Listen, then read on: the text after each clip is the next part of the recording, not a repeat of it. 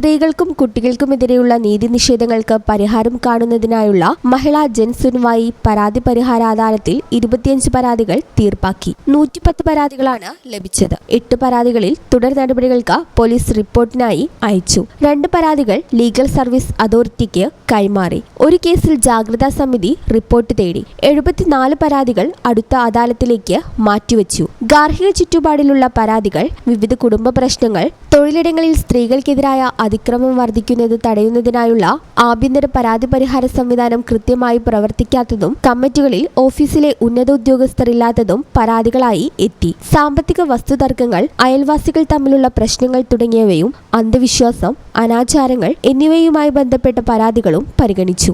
അന്താരാഷ്ട്ര വനിതാ ദിനാഘോഷങ്ങളോടനുബന്ധിച്ച് ദേശീയ വനിതാ കമ്മീഷന്റെ നിർദ്ദേശപ്രകാരം ജില്ലാ ലീഗൽ സർവീസ് സൊസൈറ്റിയുടെ സഹകരണത്തോടെയാണ് ജില്ലാ പഞ്ചായത്ത് ഹാളിൽ അദാലത്ത് സംഘടിപ്പിച്ചത്.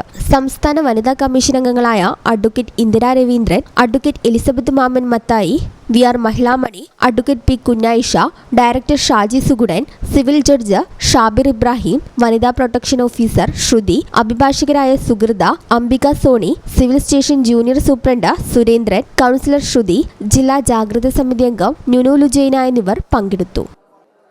ഈ ചാനൽ ന്യൂസ്, മലപ്പുറം. 15 വർഷങ്ങളായി ഈ തിളക്കം നമ്മെ ഭ്രമിപ്പിക്കുന്നു. 15 വർഷങ്ങളായി ഈ വ്യത്യസ്തത നമുക്ക് ആത്മവിശ്വാസം നൽകുന്നു.